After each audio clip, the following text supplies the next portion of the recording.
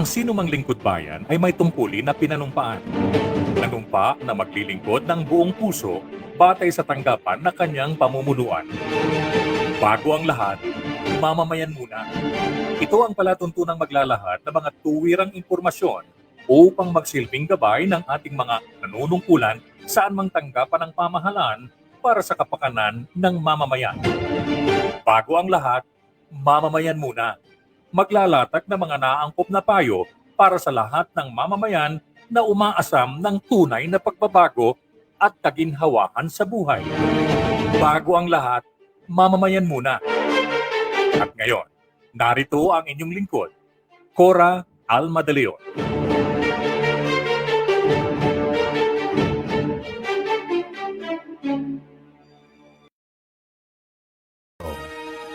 Naiiba, natatangi, alamin ang mga ginintuang katangian ng ating dakilang lahi.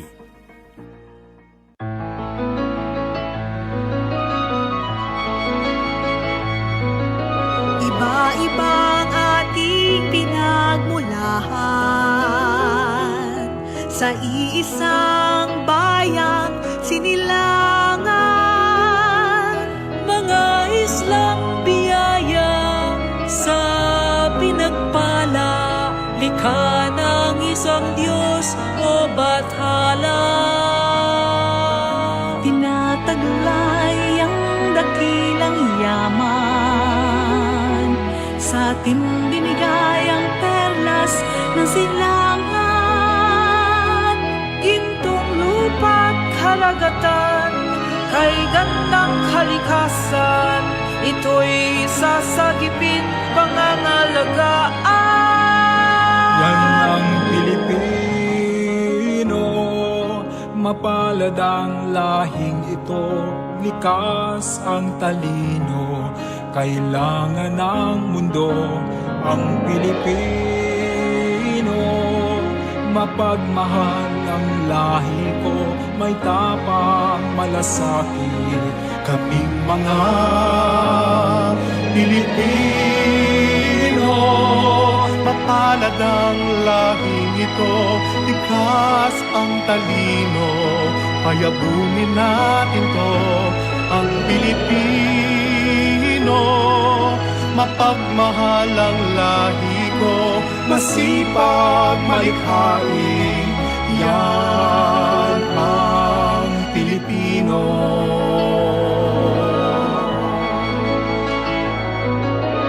Halo-halo man ang ating tipid,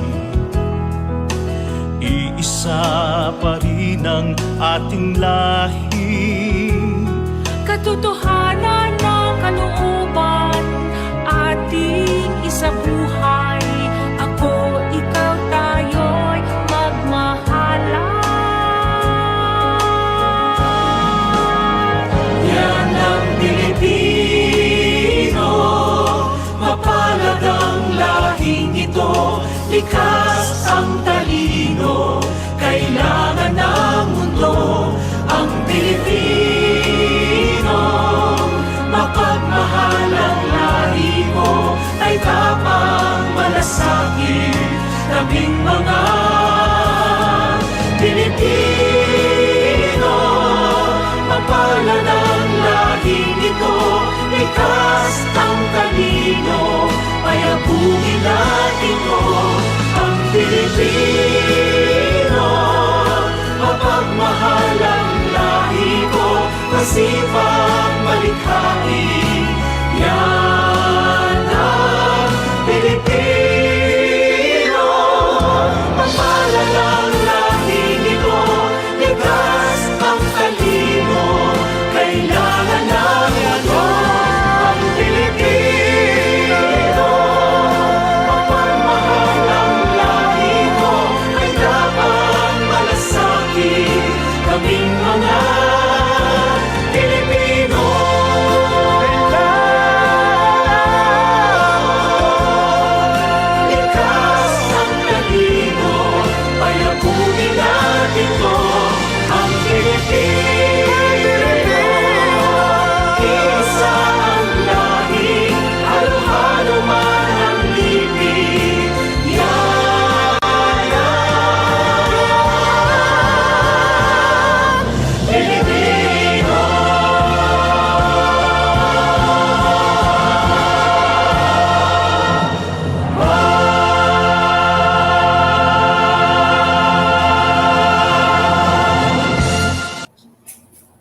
maraming salamat kay Gina Sonia Rocco for making this song available to us in our radio program. Nandito na ang isang panauhin natin, si Cynthia Meneses, on invitation, I'm sure, of Dr.Reymund Arcega. Sisimulan natin ang programa para humaba yung ating panahon, no? Tungkol sa ating programa. No? Prayer for the nation. Lord, let me be the change I want to see. To do with strength and wisdom all that needs to be done and become the hope that I can be. Set me free from my fears and hesitations. Grant me the courage and humility. Fill me with spirit to face the challenge and start the change I long to see. Even if I'm not the light, I can be the spark in faith, service, and communion. Let us start the change we want to see, the change that begins in me. At ngayon naman ay babasahin ko yung panunumpa sa watawat. Ako ay Pilipino, buong katapatang nanunumpa sa watawat ng Pilipinas at sa bansang kanyang sinasagisag, na may dangal, katarungan at kalayaan na pinakikilos ng sambayan ng makadiyos, makakalikasan, makatao at makabansa. Hinihintay natin si Dr. Raymond. Dahil wala pa siya, babasahin ko na yung panunumpa ng kawani ng gobyerno. Ako'y kawani ng gobyerno. Tungkulin ko ang maglingkod ng tapat at mahusay. Dahil dito ako'y papasok ng maaga at magtatrabaho ng lampas sa taktang oras kung kinakailangan. Magsisilbi ako ng magalang at mabilis sa lahat ng nangangailangan. Pangangalagaan ko ang mga gamit, kasangkapan at iba pang pag-aari ng pamahalaan. Pantay at makatarungan ang pakikitungo ko sa mga lumalapit sa ating tanggapan. Magsasalita ako laban sa katiwalian at pagsasamantala. Hindi ko gagamitin ang aking panunungkulan sa sarili kong kapakanan. Hindi ako hihingi o tatanggap ng suhol. Sisikapin kong madagdagan ang aking talino at kakayahan upang ang antas ng paglilingkod sa bayan ay patuloy na maitaas. Ang aking talino at kakayahan upang ang antas ng paglingkod sa bayan ay patuloy na maitaas.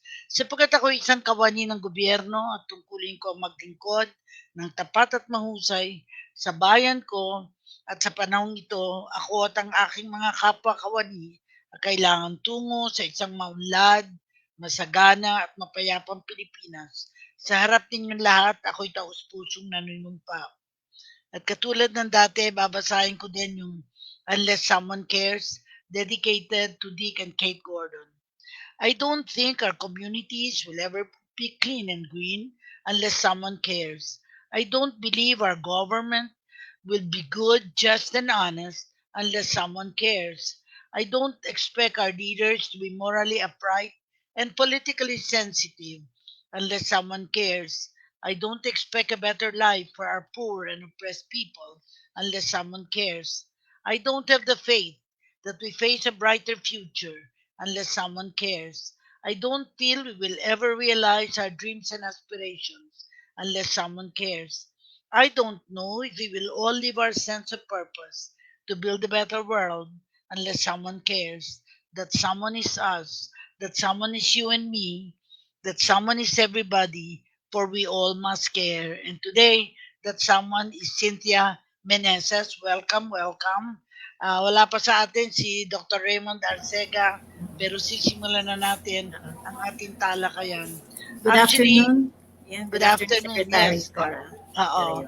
Actually, may panauhin din kami na niyan, pero hindi ko alam kung makakasali.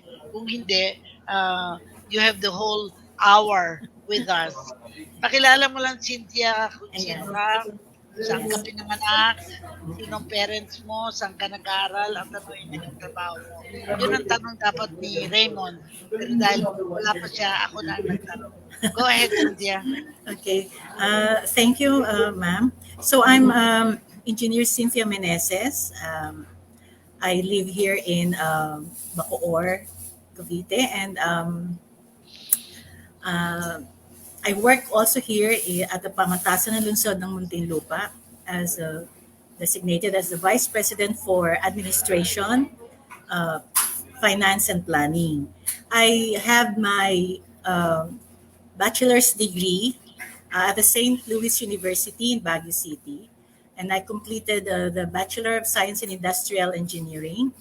And I also had my master's degree at the Philippine Christian University, and Master Business in Administration. And my parents, my mother's from Tacloban, Leyte, and my father was from Paniki, Tarlac, and they're both gone now. And that's why, well, I was born here in Manila. Uh, and, someone from the north and someone from the south, they met, and then I was born in Manila. I'm the product You of are the them. product. Yeah. We are We're four. joined, I'm very happy. We're joined by Dr. Eduardo Shalsita, a Yes. dear friend. And hindi ko no ina-expect na may kasama siya. Pero dahil okay rin naman, because he's an educator now, no? He was formerly a congressman. Before that, nasa Public Estates Authority siya, a Hello. congressman. Yes, no. Can you hear us, Ed? Yes, yes, yes, Cora. Hi. Good Good, good. afternoon. Yes. Thank I you think that we good were able. afternoon to you too. And good afternoon, Dr. Yes, Shelsita.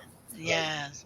Ano, maganda ngayon ang ating interview dahil pareho kayong nasa paaralan, ano? And si Ed was of course in politics and then found himself in academe. So, Yes. kwentuhan mo naman tayo, Ed, nung yung pag-aaral mo kasi ano din yan eh, classmate din yan sa Ateneo ni D. Gordon. Kaya may konting plug tayo. Go ahead, ano, Ed. After I retired from politics, I spent most of my time playing golf at the Kaya, Intramuros. And then all of a sudden, my friend Lenny De Jesus was appointed president of PLM. So I called her and I said, Lenny, can I do something constructive? I'd like to teach. And she said, come on over. And so I did go to see her. Next thing I knew, I was starting to teach at PLM and I was having a ball, so to speak. You know, the students at PLM are quite bright and they're all scholars. yes. It was very, very fulfilling. So I taught there for a while. Then I was even applying sa chorus sa PUP, di Yes. ba? And then after about a few months, my friend Tony Tamayo, who I have known since the JCJ, called me and he asked me if I wanted to be the dean. I said, no, I don't want to be the dean. I just want to teach. He said, no, it's okay, Ed, you just try it. So I tried it, and here I am with my second career. I fell in love with my second career in education, and I am enjoying the job tremendously. From 300 students when I came in, we are now close to 2,500 students graduate. Oh, wow. Galing naman. It's not really because of me. I mean, so many people helped me. We had a lot of Yeah. teamwork here in the university. But one thing I changed the whole orientation of the graduate school. Instead of you come to us, we decided to go to them, so to speak. So we went around looking for students first in Las Piñas, then Parañaque, and so it started the whole thing. So and then next thing you know, we have this online thing, and it even helped us because most of our students are really working students, teachers, and professionals. So Yes. they ended up saving a lot of money in gasoline. Of course, I like the idea. So Right. ang ganda nga nung itong online. I mean, probably I'm one of the few people that have benefited. Our school has benefited. Only the graduate school, by the way. No? Initially, we had some kind of Oh. slack as well. But then now things are back to normal. You know, Well, ako, studying I'm graduate school is convinced, always an advantage.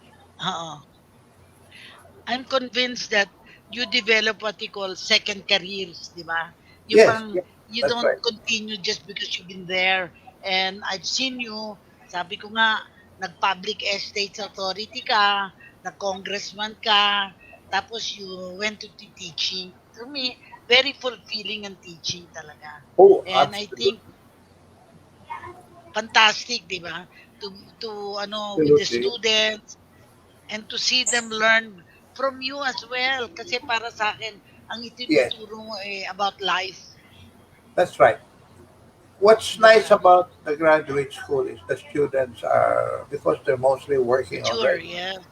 they're highly motivated, so you don't have problems with motivation. They're all always present and always Uh, studying. So they want to finish because when you have and the they're mind to finish, syempre, naman ka dyan. very clear on their goal, why they Yeah. want to study. Very important. Alam mo Si, naman, si, Oo. Cora, pag high school, college, medyo may mga motivational ka pa dyan.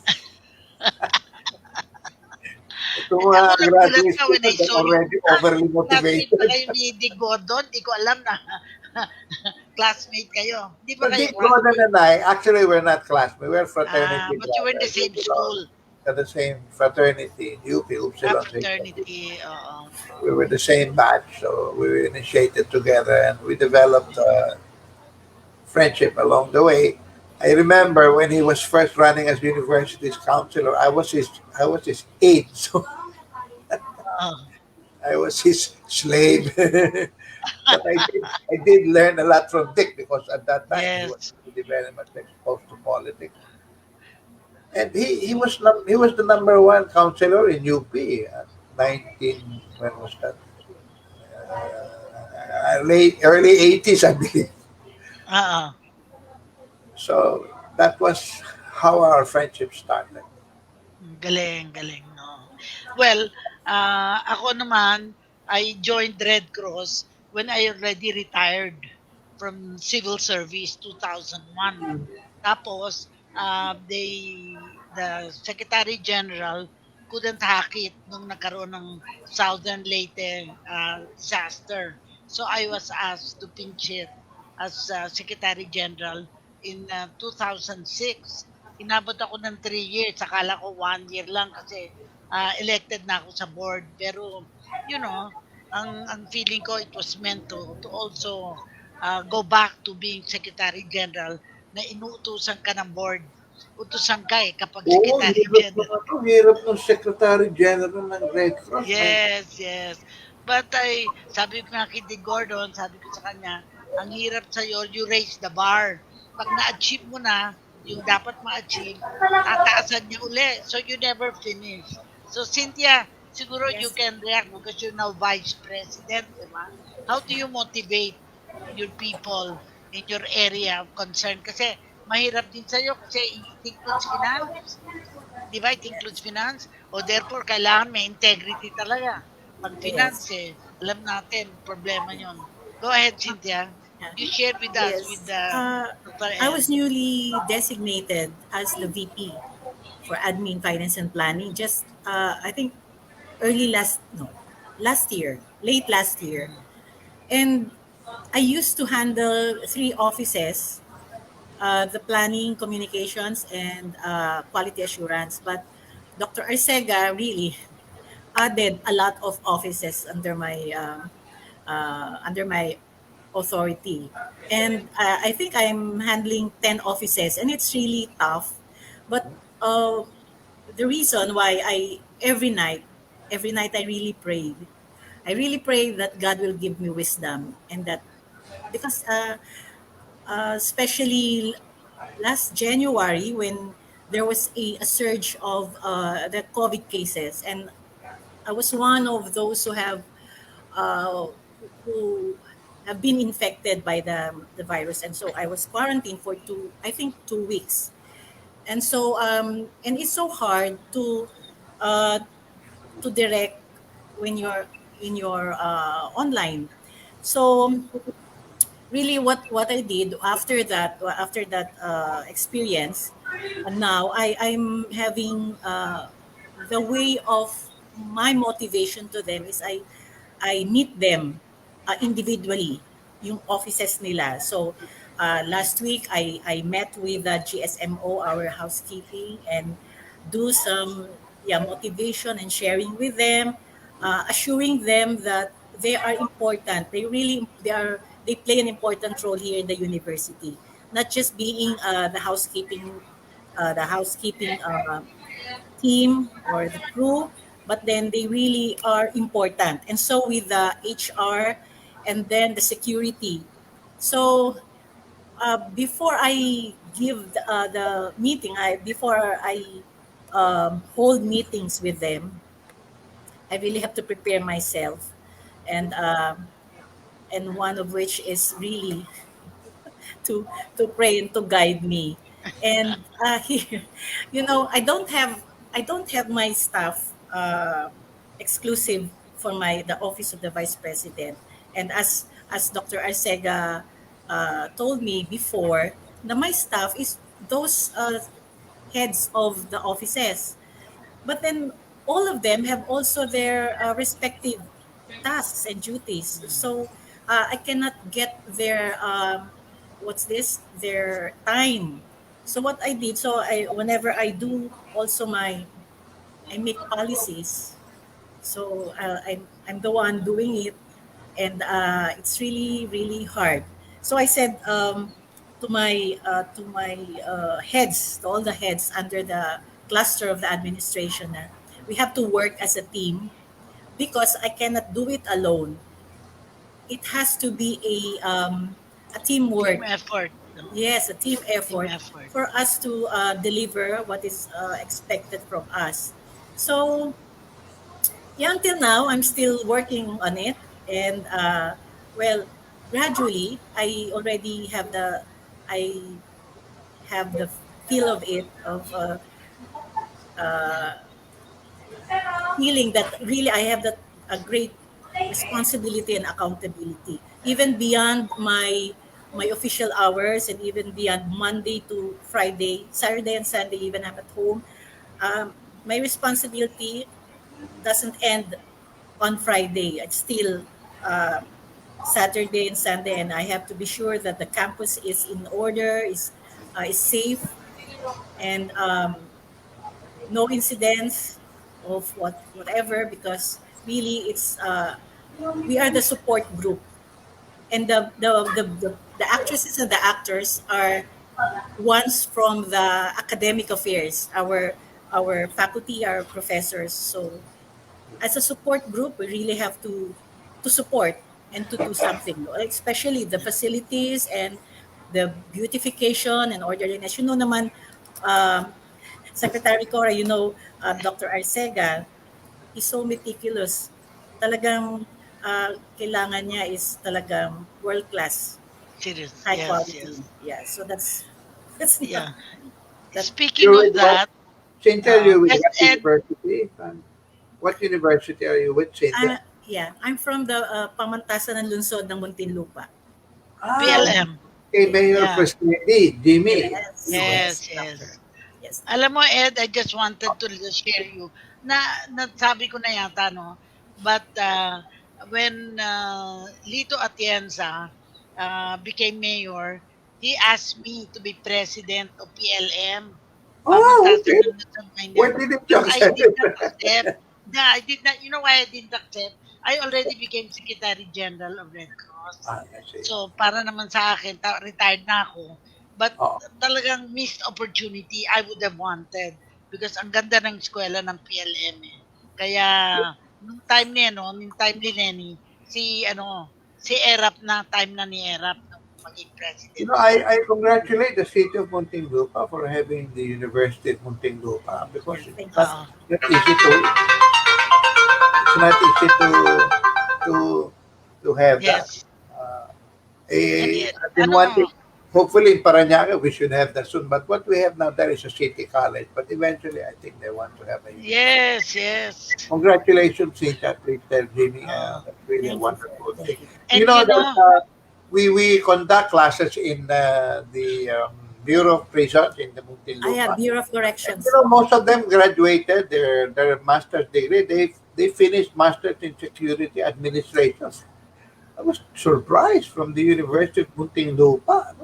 Yes, we have They're taking their PhD from us, but they finished their master's degree in security administration. Can Security you believe that? Administration. bagay na bagay. Oh. And you know, Okay. ang ano ko naman noon, ang connectedness ko doon, I was a volunteer sa correctional do sa for women.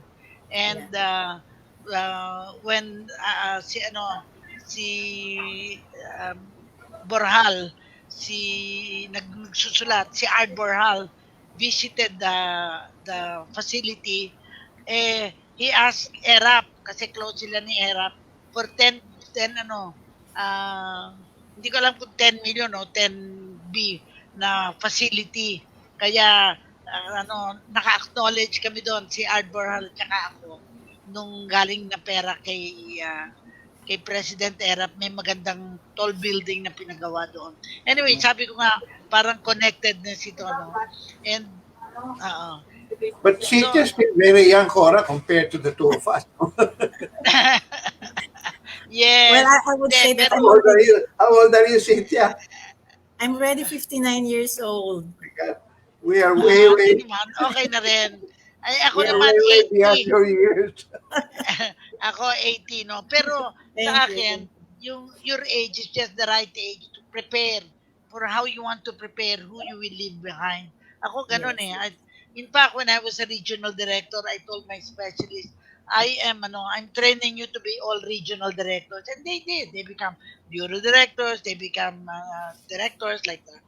Babasahin ko muna yung mga nanonood naman sa atin, Si Jinky Bueno Iliot, she used to be with civil service.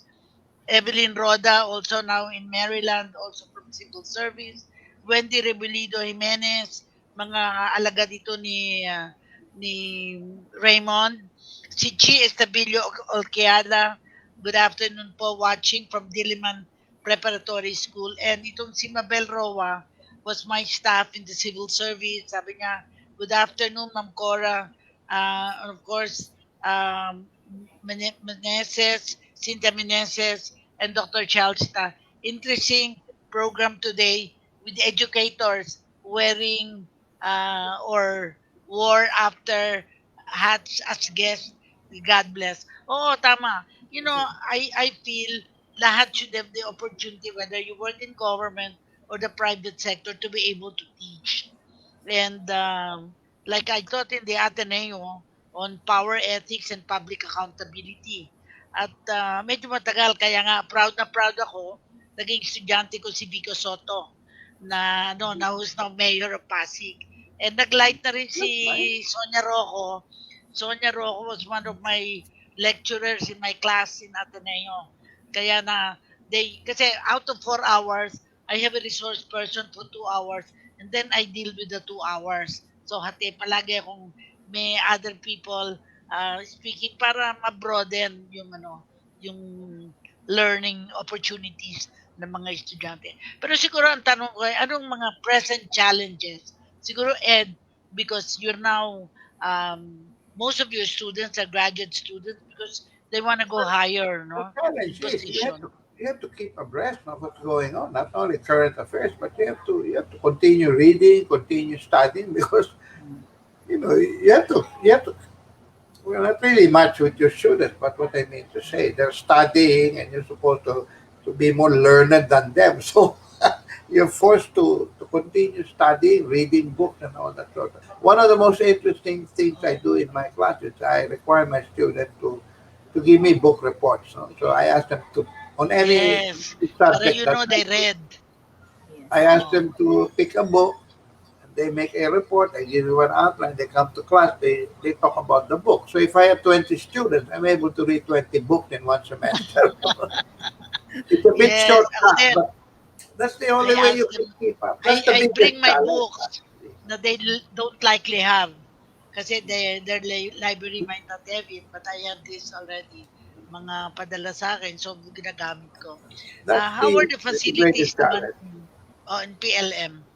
Kumusta ng facilities naman ninyo dyan? I have not taught there for some time. That was more than 2 years ago, but I still sit in many defense panel, teachers defense panel. Their facilities have improved tremendously. I remember when I was still there during Lenin's time, they had a new building built up for the graduate school. They're pretty well developed. But what is amazing with PLM is the quality of the students are really excellent. And the teachers Yes. are Yung also recent very highly, highly report, mas mataas rated. sila sa national average dun sa LET, sa licensure examination for teachers. Ang taas na Yeah. grado ng pamantasan ng lungsod ng Muntinlupa. Kaya kahanga-hanga talaga. Sayang lang wala si Doc Raymond para maulit natin to, but because it's so busy, pero he made sure na merong resource person tayo dito. So going back to the challenges, Yes. Ed and Cynthia, ano sa inyo yung major challenges? Kasi do you have, ano ba tawag dito? Well, of course, facilities, depende yan sa pondo, no? Nung Yes, how yes. much the school. Pero mga estudyante, libre naman. Lahat ba libre? Yes, because of the Unifast under the CHED, the That's right. Unifast. Ed, sa inyo Teachers din, are Ed, relieved. libre Yes. din. Well, no, Hindi. our rates are intended for the middle class. Sabi- Most of our students belong to Well, our that. students, they're not rich. They're not Ours, rich. ours as well. They're not. They're just Yes. middle class. We have fast as well here, and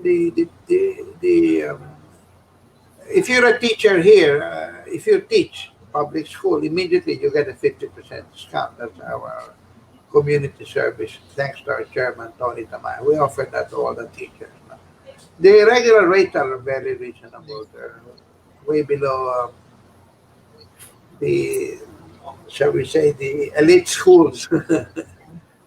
So we have that, but we have very good quality students, and our teachers are all PhD holders. We have many distinguished professors in our university, and our international schools are also quite large. We have more than 1,000 students from China who are taking their masters and doctoral programs with us. The challenge, another challenge which we face, Cora, you and I, is the digital Yes. technology methodology. No, most seniors they don't want to do any of this complicated, sophisticated Yeah. equipment, but we Me, are forced. I also learned this only kasi nung civil service chair ako, syempre merong nag-handle ng aking Yeah, computer. Nung Secretary General ako ng Red Cross, wala kang time because you're always attending meetings and all that.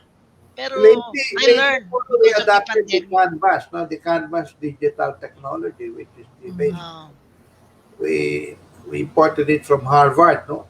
So we have trained all our teachers on using the Canvas method of digital technology learning, so to speak. So everybody's now the some of our very senior teachers who are considered legends. No?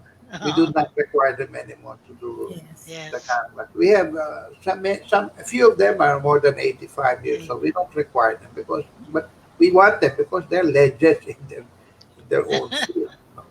They're Hindi, tsaka authors of dapat books and din. things like that. So Dapat din naman because they will be able to share things that hindi may bibigay ng young people, di ba? Parang Yes. if you say there, I like the word legend kasi parang yeah, many of them are parang legends, just like you, honorific. Paula. You're a legend. If you decide to teach with Here, us, you're sir, exempted from all of this. here, Just sir, we the call your them mere lovable. presence is already bonus for us. Yeah, because ang talagang tinuro ko naman power ethics and public accountability, which I think is very very important, and I'm able to harness people who can say a lot about developing yung ethical practice. In fact, naimbita ko noon si Miriam Santiago sa Ateneo, Wow. yung sa Ateneo class ko. I also Cheese Escudero, because I try to get people in public office para they can share. Kaya I was very happy with what I did at the time. Pero siguro tend to go back to the challenge. I look forward to the idea na yung mga nag-graduate, let's say sa PLM or sa school nyo, Ed, to find out where they are now, how they have moved from one level to the next. Because para sa akin, kailangan makabalik sila. They should Yes. give back to the school. Yun Yes. ang We ang are dream ko. constantly monitoring our graduates and finding out where they are. That's part of our standards, especially now we're entering the Q stars rating system, worldwide system of education. So we're very, very conscious of that effort. Um, Here in Pielmon, Yes, go ahead, Cynthia.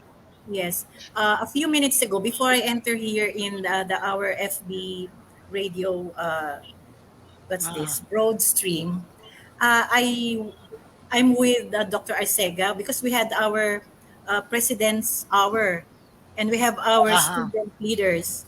And the biggest challenge that we're now facing that is on preparing the school, preparing the university to accept again the students, because we have to uh, bring them back to the campus because Yeah. well, let's admit it, it's really affecting their mental health, and not just with the Yeah. students but also our faculty members.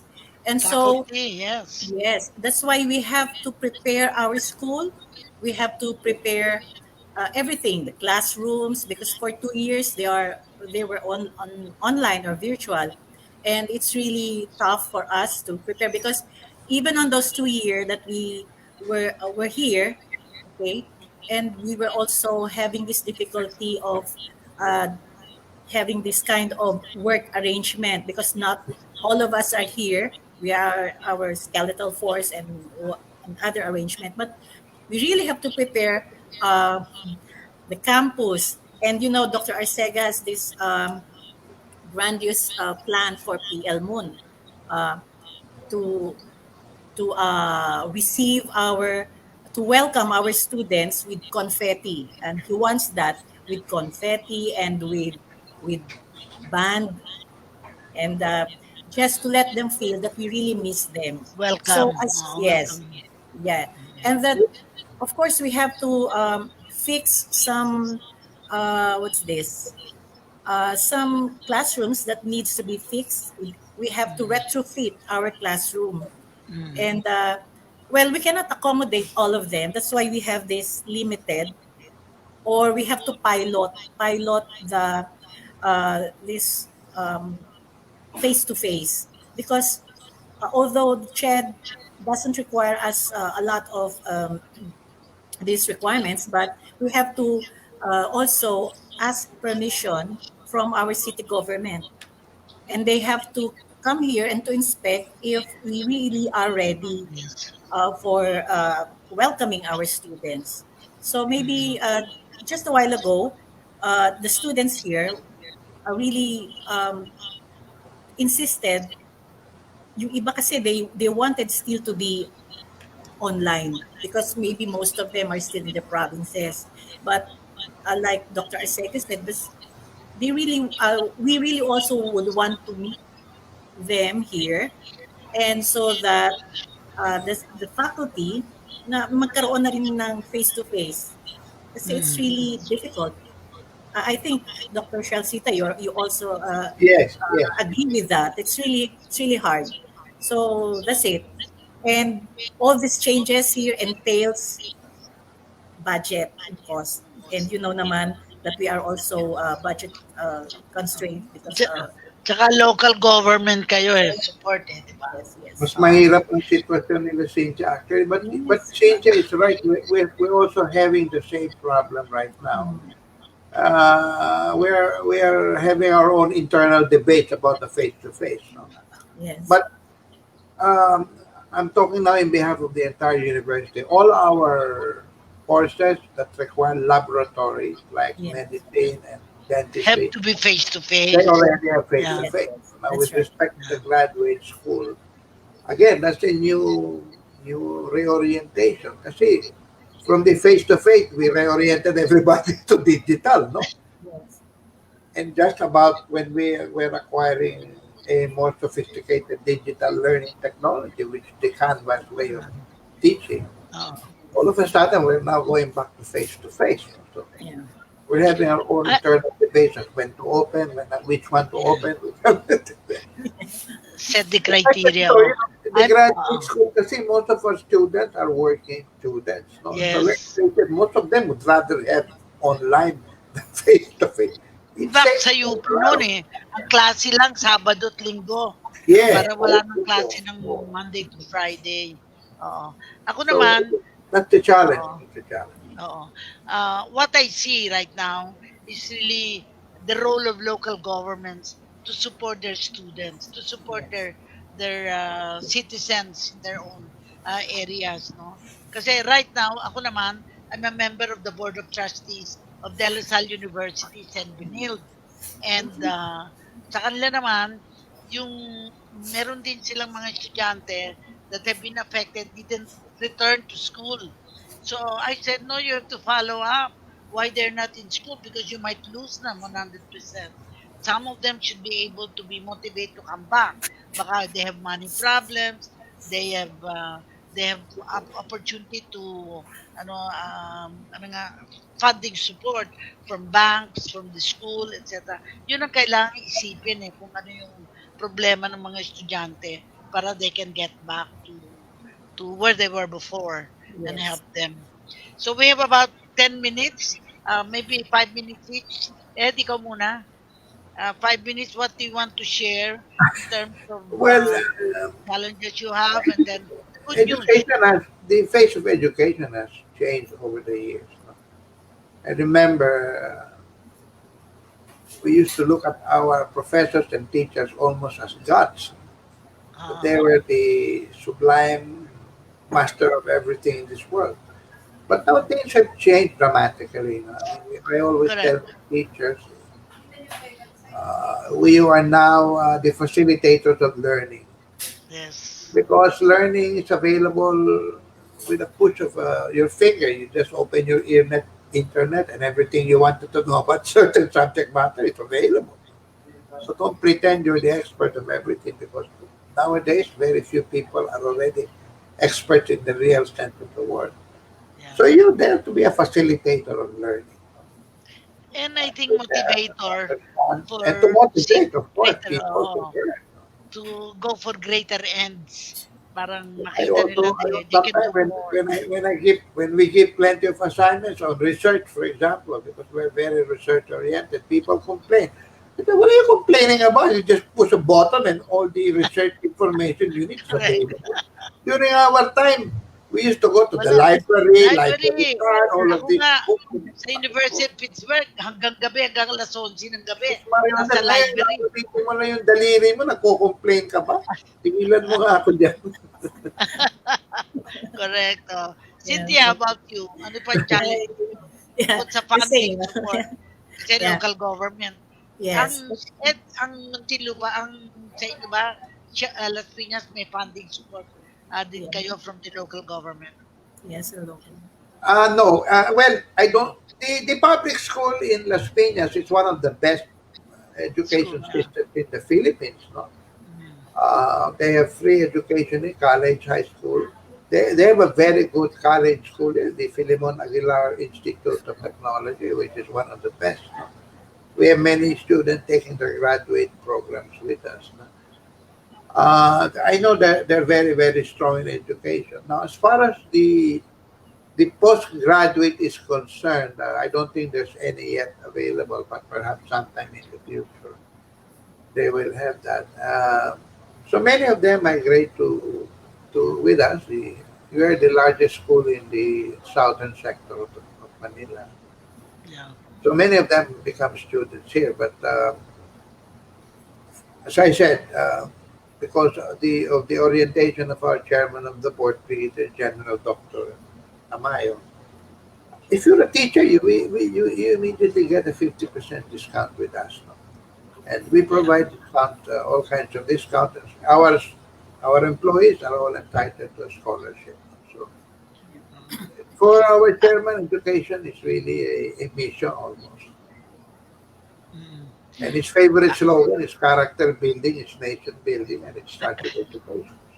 Yeah. That's our I want orientation. to see the possibility na yung mga sirang kotse ay madala sa mga schools and they can fix it up para that way yung parang sa automotive. Kasi si sa Las Piñas noon, si Father Mark, he said, send the cars because makakabuo sila ng mga ilang kotse from the different parts. Kasi totoo naman yun eh. If they're creative, yun ang gusto ko din makita because even their own schools can have yung mga practice nilang cars, ginawa lang. Parang, para ding retrofitting for for the schools. Anyway, we don't have much time, no? Cynthia, your final message? Okay. Anong message mo? Okay, the topic this afternoon, I think, is about motivation. But here in PL Mon, although uh, we claim to be the University of Values, and we're proud to say that our students are uh, just as with we don't have fraternities here, and so that's why we could say that our students are that I think they are disciplined. And so with our faculty members, our teachers, our professors, because we have this, we have adopted this program when Dr. Arcega started here. It's what we call the Institutional Assembly of Trust and Faith. And every day. It's a daily activity from 8 to 9. It's also part of our official time, but we have this kind of a devotional or inspirational assembly, virtual. So virtual. So we start the day uh, with the Word of God, and this also I think it's a means of a motivation also and inspiring everyone. These are it's being attended by faculty members and all employees of the PL Moon, and it's mandatory. But no, let's say before it's mandatory, but there are some employees that they don't want to attend because maybe there are some restrictions coming from their religion, but we understand them, so it's no longer mandatory, but it's a kind of we just want to encourage them. So if they don't want to attend, it's okay with them. It's Okay. okay. But then, and the biggest challenge again, in summary, is that coming from a digital mode of the platform of education, of learning, now we would like to go back in the conventional. But I think the digital will still be there. It's still hybrid, okay? And we have to be there's got to be a transition gradually, just like what we did before the pandemic, and then when pandemic came, there's a transition, from the conventional way of learning and teaching, and then coming to digital. And there are some perks of this digital, like Dr. Chelsea said, it's in the click of a finger, it's already there. Although Yes. our age, I know that even the library, we have this e-library. So e-library system or digital library, but still we have still in the process of completing it. So I think motivating not just our teachers but also our students, encouraging them that um, they really have to go back to socialization, na meeting other their classmates. The reason why we also have to beautify our campus here is that we would like them to have a good experience, memories of their what's this college days here in PL Moon. Not just meeting or speaking to the screen or the monitor, but now when they go back here, they would really uh, talk to their barcadas, to their what's this, and even to their Classmates. yes Other classmates, students. yes, and even their boyfriends or girlfriends, because it's really the normal environment in campus. Yeah. So yeah, the motivation is always there, and Thank you by very much, no? Sayang, maiksi lang ng time. But I'd like to welcome Edlin Nancha from Laguna, nakikinig, Margarita, good afternoon from Civil Service, Angelica Paz, blessed afternoon, uh, Ma'am Meneses, and Dr. Charsita, more power and Godspeed. Stay safe. Yes, Thank you very much for all of those thank you very much. nakinig. Thank And you thank very you very much. much for Dr. Charsita and of course Cynthia Meneses for the opportunity to invite you. We will invite you again in the Yes, future, please. but we will No try problem, ma'am. to It's an get, honor. we will, Don't forget April 30, and Cora. You'll be also, our guest speaker in the webinar on teaching the leaders no, for the next the other generation. thing that I wanted to go again are your outstanding students. We want to invite yung parang notable Yeah, students sure. na parang Yeah, to we have, what they got from the school. Kasi by the by the sure. results you should be judged. I think that's important. So next Sure. time, huh?